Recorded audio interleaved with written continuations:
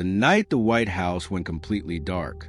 At exactly the wrong moment, the lights vanished, not just from a building, but from power itself.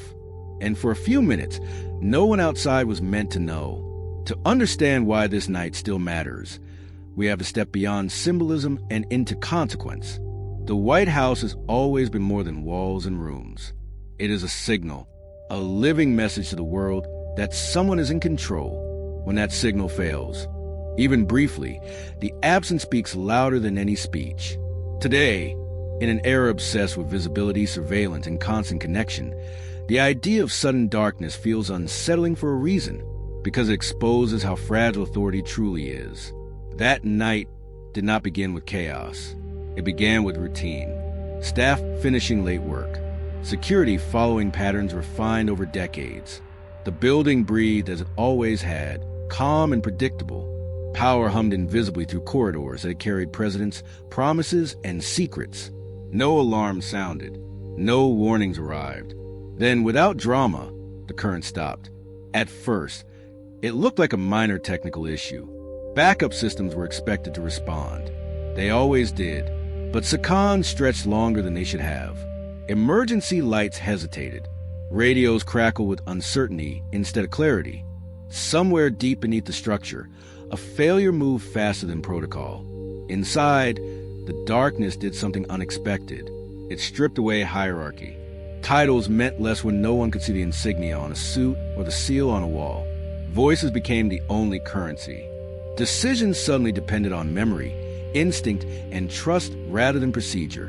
In those moments, the White House was not a symbol of permanence. It was a test. What few realized then was that this blackout was not just about electricity. It revealed something more dangerous.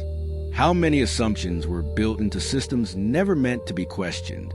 How confidence had quietly replaced redundancy, and how quickly control could feel like illusion when the lights refused to return. That realization was only the beginning, because the darkness didn't just hide the White House from the world.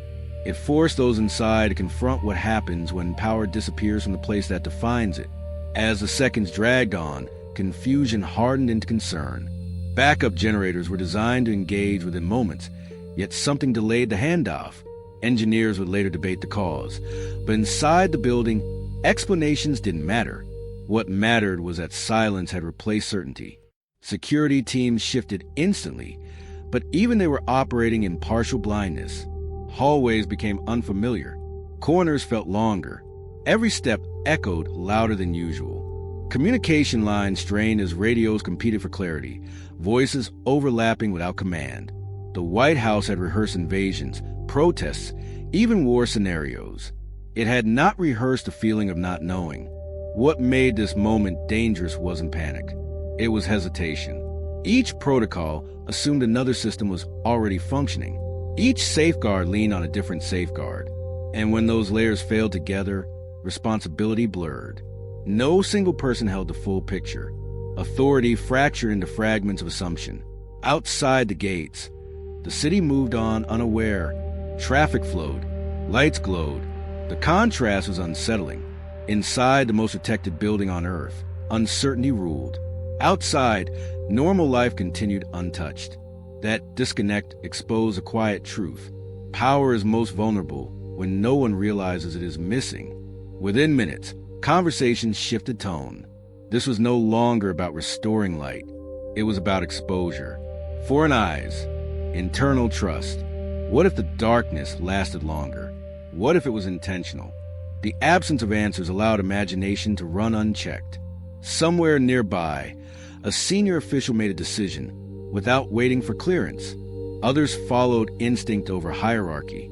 These were not reckless choices. They were human ones. In the dark, people revert to what they know best. Training competes with intuition. Loyalty competes with fear.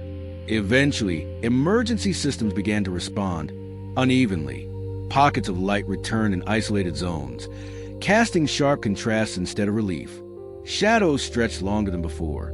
The building felt altered, as if it revealed something it could not take back. What no one inside could see yet was how this moment would linger, not in reports or briefings, but in doubt.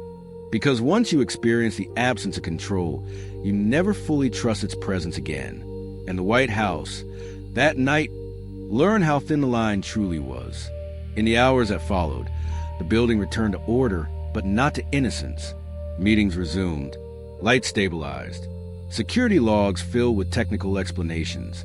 Yet beneath the restored routine, something had shifted. The blackout became an unspoken reference point, a silent question hanging behind every decision. Investigations began quietly. Engineers traced circuits.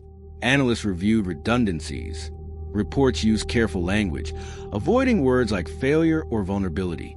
Instead, they spoke of anomalies and rare overlaps. But those inside remembered the feeling more than the facts. The sense that systems designed to project certainty could hesitate when certainty was demanded most. What made the incident unsettling was not its duration, it was its randomness. There was no enemy to blame, no dramatic sabotage, no clear warning. The darkness arrived without motive, which made it harder to defend against next time. Power, it turned out, did not need an adversary to disappear. Behind closed doors, conversations turned philosophical. If the White House could go dark, what else was assumed to be untouchable? How much of national confidence rested on symbols functioning flawlessly? How many decisions depended on the illusion of constant control? These questions were never meant for public ears, but they reshaped internal thinking. Some officials argued the blackout proved resilience. Systems recovered, order returned. Others disagreed. They saw it as a warning disguised as recovery, a reminder that preparedness often masks complacency, that rehearsed responses cannot account for uncertainty itself. The conflict deepened when comparisons emerged. Other institutions had faced similar moments, smaller and quieter, each dismissed as isolated. Together, they formed a pattern. Modern power was becoming more complex, more interconnected, and paradoxically more fragile. Every added safeguard created new points of failure. For those who had stood in the dark corridors at night, this was no abstract debate. They had felt authority loosen its grip. They had watched hierarchy flatten. And they knew that if chaos ever arrived with intention, the consequences would be far greater. The White House had survived the blackout, but survival was not the same as reassurance. Because once you glimpse the machinery behind the curtain, you cannot unsee it. And the tension between confidence and vulnerability was now permanently wired into the building's memory. The real climax of that night did not arrive with restored light. It arrived with understanding. In the dark, power revealed its true form. Not electricity, not authority, but belief.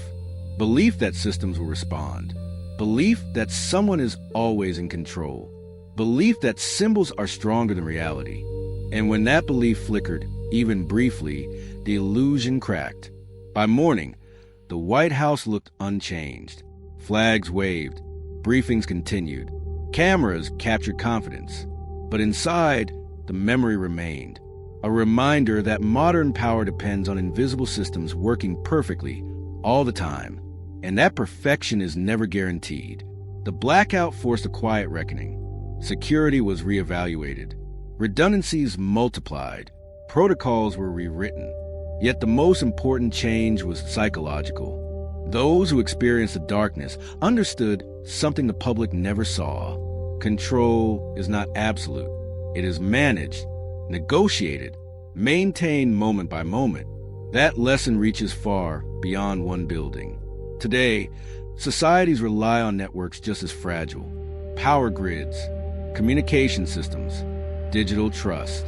When they fail, even briefly, order feels thinner than expected. The White House blackout was not a crisis. It was a preview. History often remembers dramatic collapses, but it is the near misses that teach the most. The moments when everything almost slipped, yet didn't, because they reveal how close certainty always is to doubt. What happened that night is not just a story from past. It is a mirror, one that asks how much of our confidence rests on assumptions we never question. Subscribe to join the journey. The